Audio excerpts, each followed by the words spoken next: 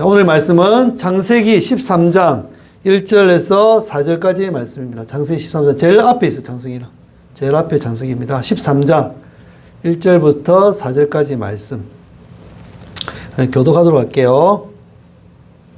창세기 13장 1절에서 4절까지의 말씀 찾으셨습니까? 읽어볼까요? 시작.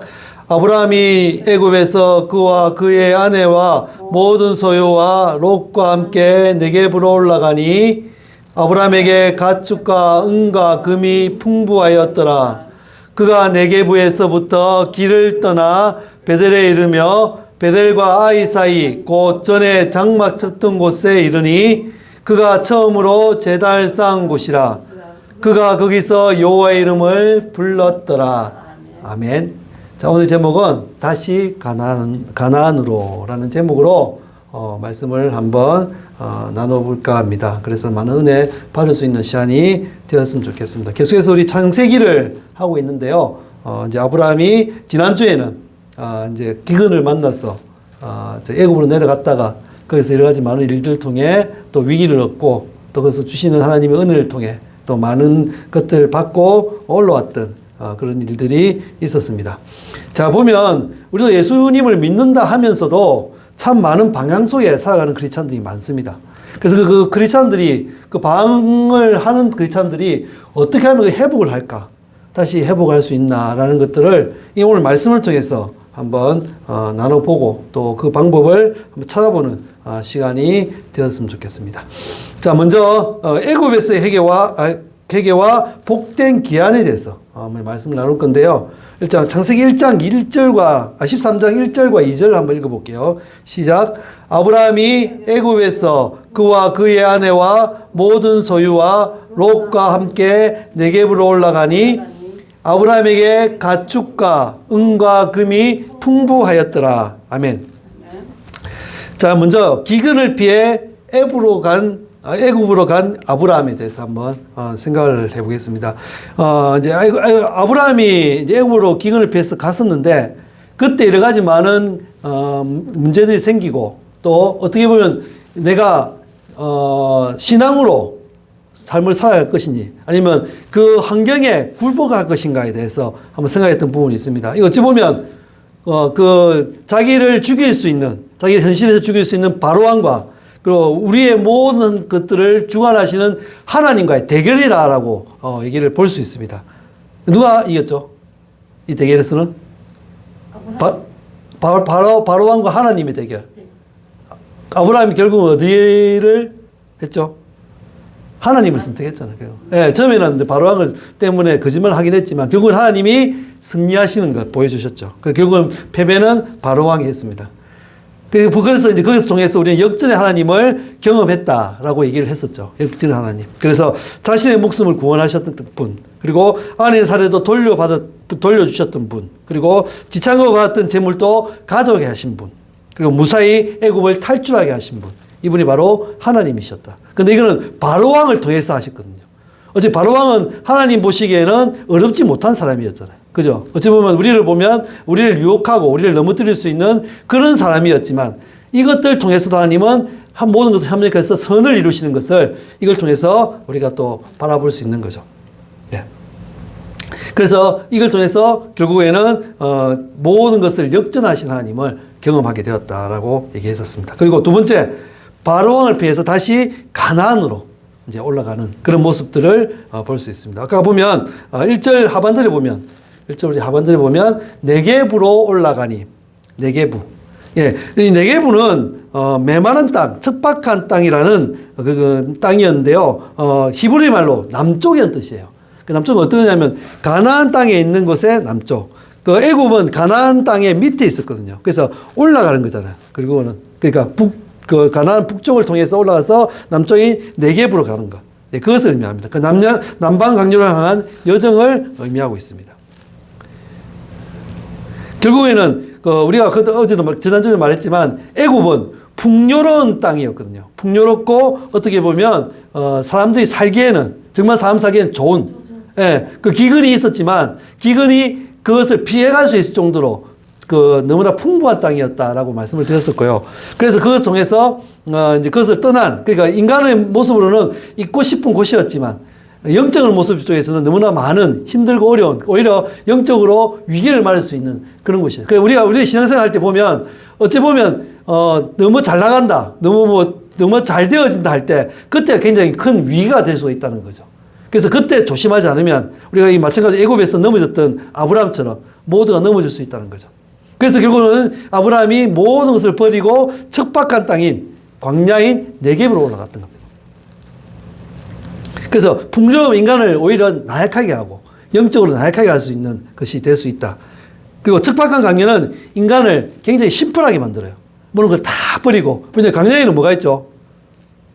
물도 없잖아요. 물도 없고 메마른 곳이에요. 그리고 모래만 있고 햇빛만 있고 모든 것이 없기 때문에 오히려 자기가 한 가지밖에 생각 안 했죠. 어떻게 하면 살아남을까? 내가 어떻게 하면 여기서 살아남을까? 여기서 내가 뭐 즐기자. 여기서 뭐 재밌게 놀자. 이게 안 되잖아요. 오히려 나는 여기서 어떻게 살아남을까? 한 가지밖에 생각하지 못해. 그래서 삶을 심플하게 만들어버립니다. 그래서 이 영적 의미로 봤을 때 약속을 향한 영적 상승이라고 볼 수 있는. 네겝으로 간 것은 오히려 모든 것을 버리고 간 처음에 자기가 가졌던 그 마음처럼 이곳에서 정말로 다시 한번 영적으로 상승, 영적으로 올라가는 그런 느낌으로 가는 거죠. 그리고 세상적 영역에서 영적 영역으로 올라가는 이렇게 것들을 바라볼 수 있습니다. 그래서 이걸 통해서 결국에는 자기의 그 하나님을 믿지 못하고 하나님을 의지하지 못하고 하나님을 믿지 약속을 다 잊어버렸던 그 하나님을 배반했던 그 모습들 속에서 다시 한번 하나님과의 관계 회복을 하기 위한 모습들을 이 네겝으로 올라간다는 것에 대해서 나타낼 수 있습니다. 그리고 풍요와 안락에서 메마르고 척박한 광야로 갔던 모습. 그리고 이걸 통해서 영적인 재충전을 할 수 있는 시간이 될 수 있었고 또 그곳에서 하나님의 임재를 볼 수 있었습니다. 결국에는 이거예요.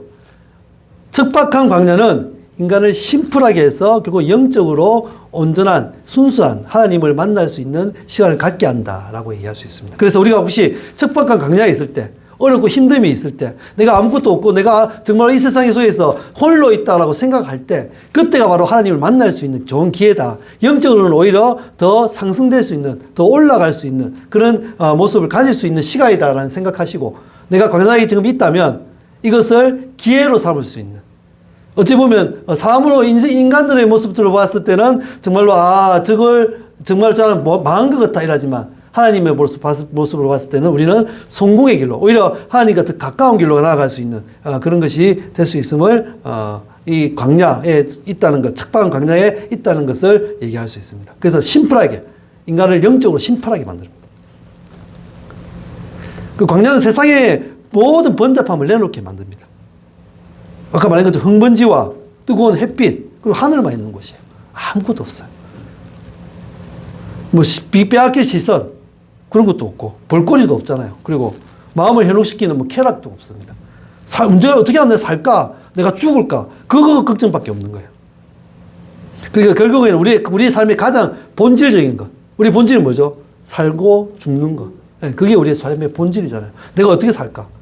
내가 어떻게 내가 죽지 않으면 사는 거잖아요. 근데 그 중에 이제 사람들이 점점 풍부해지고 풍성해지고 여러 가지 많은 것들을 통해서 다른 것도 통해서 뭐 즐기려고 하고 또 우리 막 그 쾌락을 즐기려고 이런 모습들이 생기는 것이기 때문에 오히려 삶의 가장 본질적인 것에 집중할 수 있게 만드는 거죠. 그리고 생존을 위한 필수적인 것에 집중하게 만듭니다. 내가 어떻게 하면 살까? 어디서 물을 구할까? 어디서 먹을 걸 구할까? 이렇게 하는 것. 강약에 가장 중요한 건 아까 말한 것처럼 물이나 식량, 안정등이잖아요. 예. 이런 걸 갖다가 구할 수 있는 것. 그거는 일용할 양식. 우리 일용할 양식에 대해서 참 많이 기도해야 됩니다. 일용 양식. 하루에 사용할 수 있는 양식. 하루에 사용할 수 있는 시간. 하루에 사용할 수 있는 물질. 하루에 사용할 수 있는, 하루를 넘길 수 있는 그것을 구하는 것이 일용할 양식이라고 얘기할 수 있는 거죠. 그 양식을 구할 수 있는 우리의 모습이 되어야 됩니다. 이건 외부적 조건이 아닙니다. 하나님의 약속만 믿으면. 우리의 존재 이유, 그것만 믿으면 그걸 통해서 우리는 이것을 얻을 수 있는 겁니다. 그리고 이 광야는 하나님과의 관계에 집중하게 합니다. 정말 집중하게. 아무것도 없는 광야. 물도 없는 광야. 우리의 인간으로서는 아무것도 해결할 수 없는 문제가 바로 광야라고 얘기할 수 있는데, 이 광야에서 우리가 구할 수 있는 것은 절대자에게 찾아갈 수밖에 없잖아요. 나보다 더 높은 사람, 나를 해결해 줄 수 있는 사람으로서는 안 되잖아요. 그거는 하나님을 찾을 수밖에 없다는 거죠. 그 하나님을 의지하고 의뢰하는, 신뢰하는 모습들이 광야에서 나타나는 겁니다. 네게부의 아브라함은 육체적인 불편함을 감수하고서라도 영적인 순수함과 하나님과의 관계 회복을 택했다는 그의 결단이었습니다. 네게부에 올라갔던 것은. 우리가 어렵고 힘들고 여러 가지, 아니면 지금 내가 너무 잘 나간다 생각할 때, 그때 우리는 네게부로 올라갈 수 있는 사람들이 되어야 됩니다. 잘못하면 이 아브라함 같이, 아브라함 우리보다 더 믿음이 좋았던 사람입니다. 우리보다 더 영적으로 뛰어났던 사람입니다. 그런데 이 사람도 넘어졌던 모습이 있었잖아요. 약한 모습이 있었잖아요. 그럼 우리는 어떻게 했습니까? 100번도 넘어지죠. 100번 싸우면 100점 100패밖에 할 수밖에 없는 그런 모습이 우리가 있지 않습니까? 그럴 때 우리가 아브라함이 했던 것처럼 네게부 강렬로 나아가야 됩니다. 네, 두 번째, 여기 보면 다음 2절에 보면 가축과 은과 금이 풍부하였더라 이렇게 하고 있습니다. 사실 우리가 보면 신앙적으로 회복할 때, 그 영적으로 회복해가지고 영적으로 풍성해도 그게 참 좋잖아요. 근데 여기에 따라오는 것도 있는데, 이게 바로 물질적인 풍요도 따라온다는 겁니다. 그것도 많아요. 그러니까 우리가 기도 많았잖아요. 우리가 건강하게 해주십시오, 하나님 나를 갖다 고쳐주십시오, 이런 얘기를 했는데, 이런 응답들도 있는 거죠. 근데 이런 응답들은 왜 있냐? 왜 있어요? 하나님 왜 우리를 풍부하게 해주시고 응답을 해주셨을까? 우리를 사랑하셔서? 네, 맞아요. 우리를 사랑하셔서 그렇죠. 중요한 거는 우리를 사랑하셔서도 맞지만, 그건 우리의 미래를 예배하기 위해서요. 미래를 대비하기 위해서. 내가 물질을 통해서 하나님의 일을 어떻게 감당해 나갈 것인가. 물질을 주셔서 그걸 다 할 수 있도록, 하나님 원하시는 삶을 살아갈 수 있도록 만들어주시는, 내 건강을 주신 것도 하나님의 모든 것들을 또 감당해 나갈 수 있기 위해서 해주신 것이거든요. 그래서 결국에는 우리가 이것들을 주실 때, 이것은 날 사랑해 주셨지만, 그리고 하나님의 뜻을 이루기 위해서 주신 거다라는 것들을 언제나 우리가 생각해야 합니다. 우리는 하나님이 하시는 모든 일들이 하나님의 뜻 안에 있다는 것, 늘 이것을 기억해야 돼요. 뜻. 제가 지난주에 말씀드렸던 하나님께 복을 받는다는 것은, 뭐랬죠? 하나님 뜻이 이루어지는 것. 뜻이 이루어진 게 바로 복이다라고 얘기했잖아요. 결국에는 모든 것이 하나님의 뜻이 이루어지는 것. 이것이 되어야 된다는 겁니다.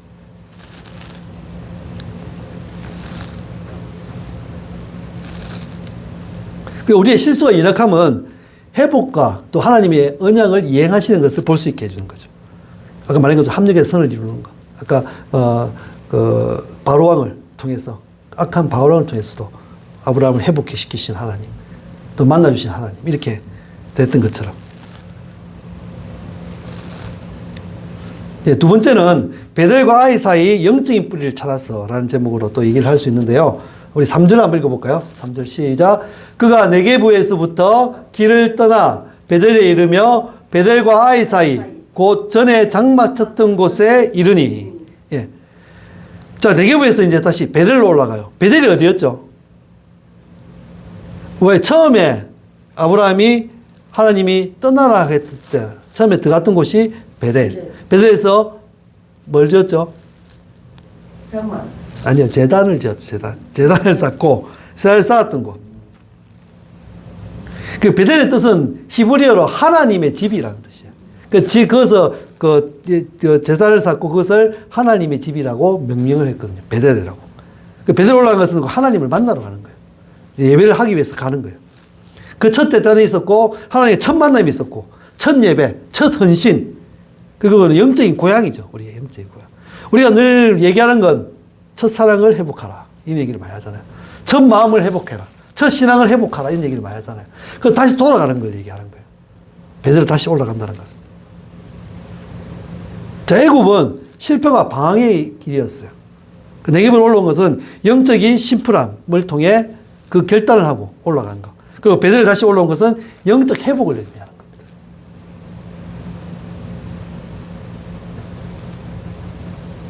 이걸 통해서 초심 회복을 나타내고 있는 거죠.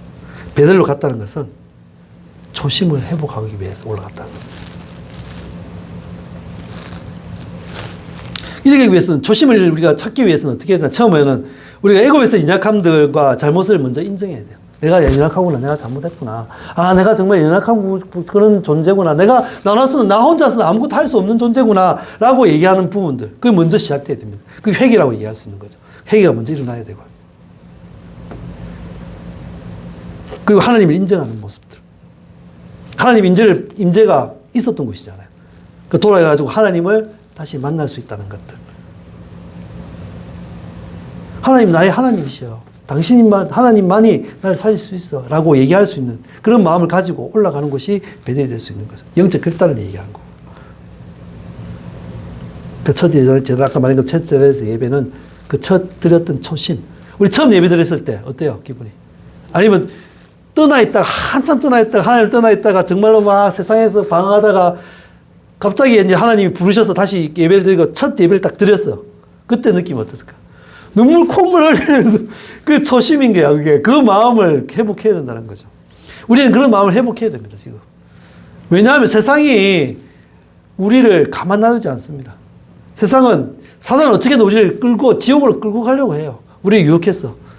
지금 그것을 끈거 보지 않고 내가 처음 만났던 그 하나님, 날 도와주셨던 하나님, 날 구원하셨던 하나님, 나와 함께 하셨던 하나님, 날 이때까지 끌어오신 그 하나님을 만나려고 하는 그 초심을 우리가 다시 한번 회복해야 됩니다.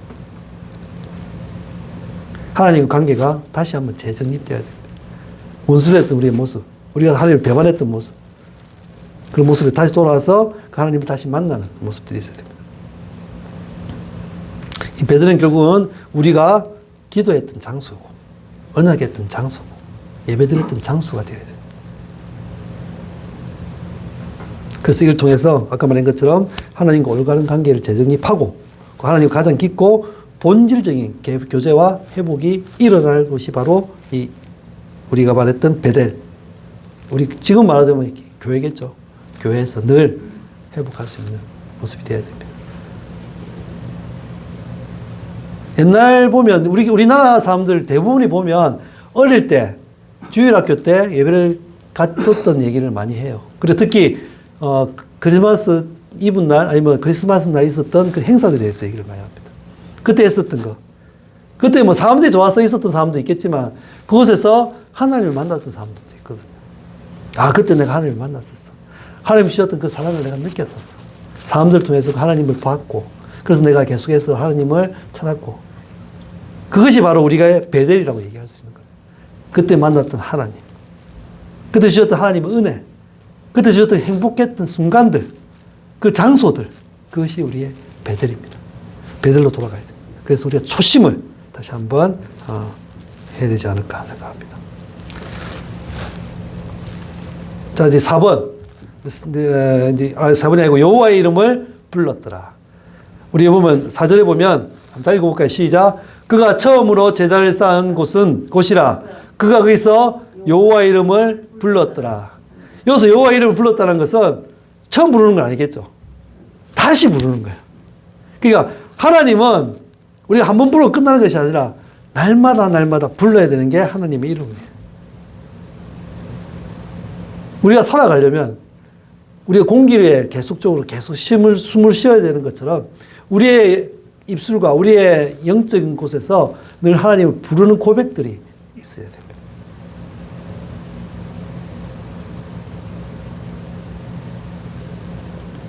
그런 것이 여호와의 이름을 불렀더라는 말의 뜻입니다. 그러면 우리가 그리워하는 이름, 그 그리운 이름 여호와.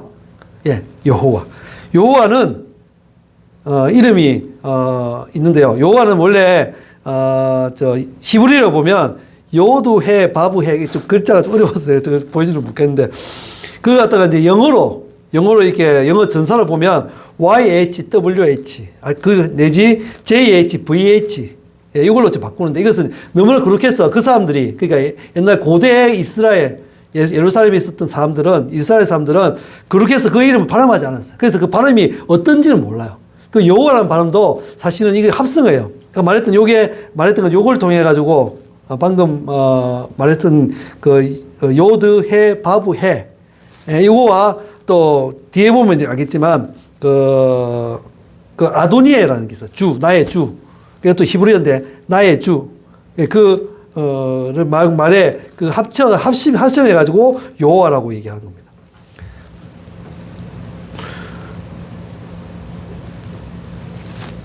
그래서 보면 우리 그리스어로 테트라그람마톤이라는 말을 해요.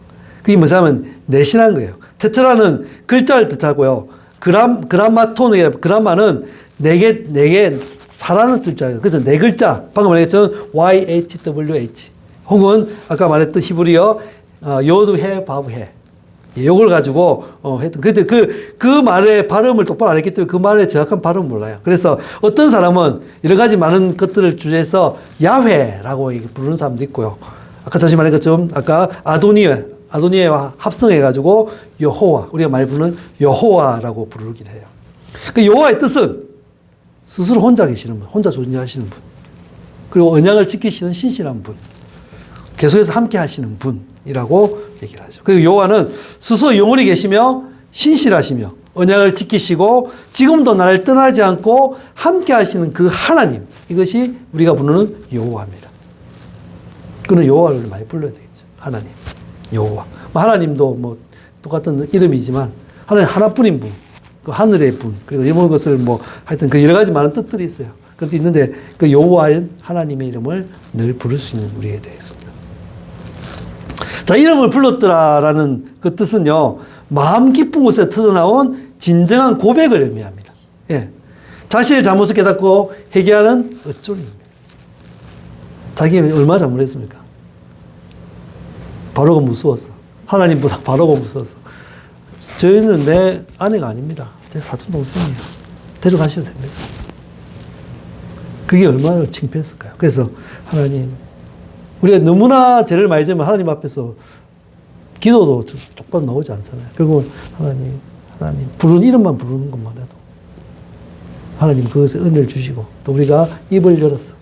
우리가 또 기도할 수 있는 말을 또 우리에게 주셔서 또 기도하게 만드시죠. 그 이름을 불렀다는 건 사실은 자신의 잘못을 깨닫고 회개하는 어쩌름이었다. 또 자기 말을 들어달라는 간절한 고백들도 있었고요. 또 내게로 돌아오라는 하나님 제게 좀 도와와 주십시오 하는 요청의 고백들. 이것이 이름을 불렀더라라고 얘기하고 있습니다. 또 이름을 불렀더라는 하나님께 대한 의존성을 나타내고 있습니다. 자신의 생존 본능과 계산을 내려놓아야 돼. 하나님을 의존하려면, 하나님을 정말 의지하려면, 내가 가지고 있는 손에 있는 걸 버려야지만 하나님을 붙여볼 수 있잖아요. 손에 있는 재물, 명예, 또 권력, 이런 것들도 우리는 모든 문제가 생겼을 때, 아니면 나의 삶을 이끌어 나갈 때, 그것을 돌파구로 늘리려고 하는데, 이걸 버리지 못하면 하나님을 잡지 못하잖아요. 그 모든 계산을 내려놓아야 돼요. 그리고 오직 하나님의 이름만 불러야 된다는 거. 그게 뭐냐 하면 전적인 의존성과 신뢰를 의미하는 거예요. 다른 거 필요 없어. 하나님만 있으면 돼. 요 하나님 당신만 있으면 됩니다. 라고 얘기하는 그 부분들.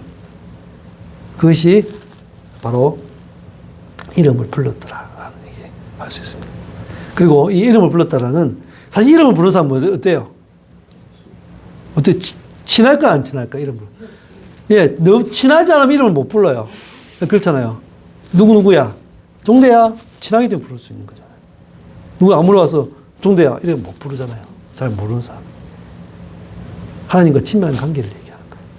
하나님의 이름을 불렀다는 것은 하나님 당신 나의 정말 친밀한 나의 아버지 되십니다. 이렇게 고백하는 모습들. 그리고 그분의 존재를 인정. 아까 말했죠. 여호와의 뜻을 얘기했잖아요. 그분의 존재, 혼자 스스로 계시는 분. 그는 하나님의 존재를 인정하는 거. 그 도우심을 간구하는 거. 하나님 제발 도와주십시오. 하나님의 주권을 선포하는 거. 하나님이십니다. 당신이 하나님이십니다. 당신이 모든 주권을 가지고 계십니다. 라고 선포하는 거. 그리고 어려운 거 방황 속에서 다시 하나님을 찾는 마음을 가지게 하는 게 이름을 불렀더라라는 뜻의 얘기를 하고 할 수 있습니다. 자, 드디어 이제 4번. 다시 가나안으로 하나님과 동행을 택하는 삶. 다시 가나안으로는 진짜 그리스도인이 되는 삶입니다. 된다는 것입니다. 뭐 전에도 그리스도인이었지만, 전에는 정말로 하나님을 배반했던 모습이 있었지만, 이제는 진짜 그리스도인이 되겠습니다. 내가 진짜 하나님을 믿는 하나님의 아들로서, 하나님의 자녀로 살아가겠습니다. 또 잘못을 할 수도 있겠죠. 그러나 중요한 건, 제일 중요한 건 하나님을 버리지 아니하고, 하나님을 떠나지 아니하고 하나님께만 있겠습니다. 라고 얘기할 수 있습니다. 그리고 이 가나안으로 다시 돌아가자는 것은 내가 살고 있는 이 삶 속에서 벗어나서 하나님 기뻐하실 수 있는 거룩한 삶, 하나님이 원하는 삶으로 돌아가겠다는 겁니다. 자, 예화를 하나 제가 드리겠습니다. 어떤 사람이 이제 그리스도인이 되어서 삶을 살아가고 있었습니다. 그 친구가 있었는데 그 친구 옛날에 있었던 그 사람의 모습들 다 아는 친구였어요. 그 세상적인 모습으로 살아갔던 거. 그래서 이렇게 묻습니다. 자네 그리스도인이 되었다며? 그럼 그리스도에 대해서 많이 많이 알고 있겠군. 그럼 삼일체가 뭐야? 설교를 몇 번이나 들어봤어? 라며 이것저것 물어봤습니다. 그러니까 그 그리스도에 된 친구가 글쎄 잘 모르겠네. 그렇지만 아는 게 별로 없어. 라고 대답했습니다.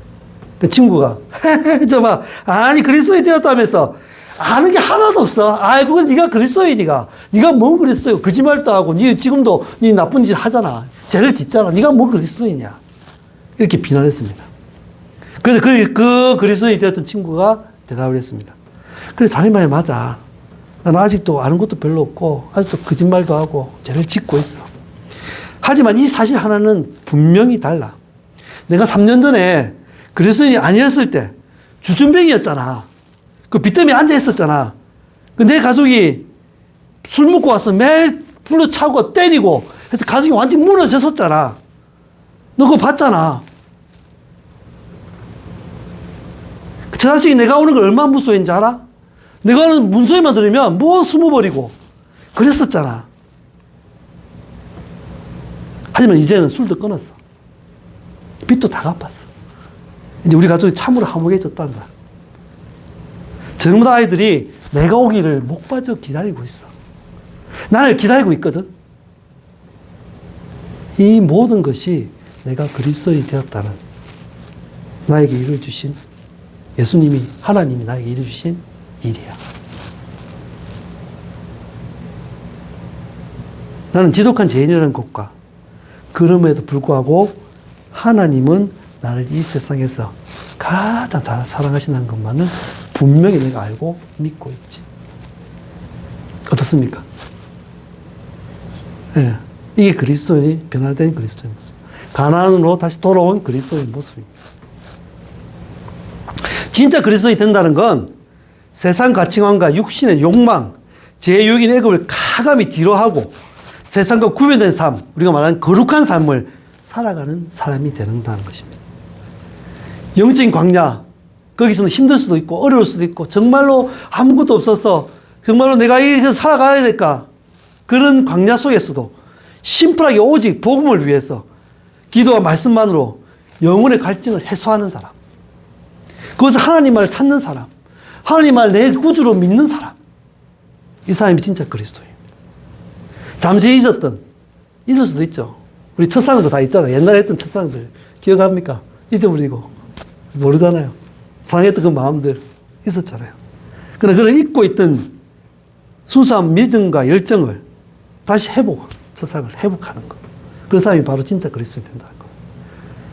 매순간 기도하고 찬양하고 감사한 예배 삶을 살아가는 사람.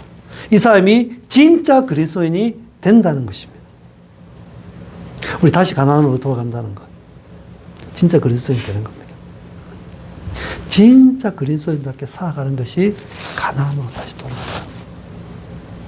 혹시 지금 우리 예배드리는 모든 성도님들, 내가 지금 가나안에 살고 있을까요? 내가 지금 가나안에서 살고 있는 게 맞습니까?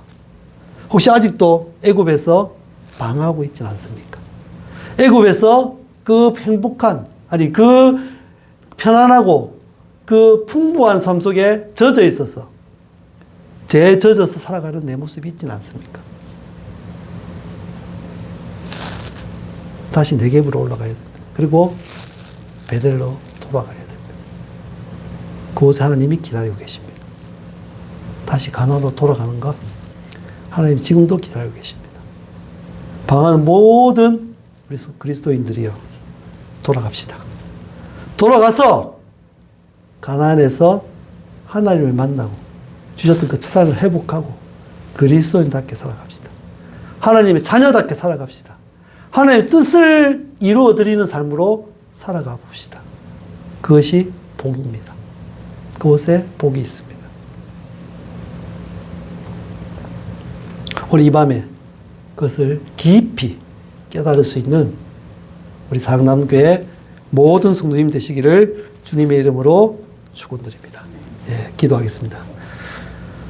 사랑의 하나님, 참으로 감사를 드립니다. 우리가 다시 가나안으로 돌아가야 됩니다. 하나님, 혹시 잃었던 우리의 가나안의 모습들, 가나안에 살지 못한 우리의 모습들을 다시 회복해 하시고 초심을 다시 한번 회복해 하셔서 하나님이 기뻐하실 수 있는 진짜 그리스도인으로 살게 하여 주시옵소서. 진짜 거룩한 삶을 살아갈 수 있는 우리가 되게 하여 주시옵소서. 하나님의 뜻대로 살아갈 수 있는, 하나님을 기쁘시게 할 수 있는 우리 모두가 될 수 있도록 도와주시옵소서. 그것이 오늘 이 밤에 나누는 모든 말씀 가운데 그것을 말씀하시는 하나님을 바라볼 수 있는 우리가 되게 하셔서 그 말씀에 순종하고 그 말씀에 응답하고 그 말씀에 귀 기울일 수 있는 우리 모두가 되게 하여 주시옵소서. 예수님 이름으로 기도합나이다. 아멘.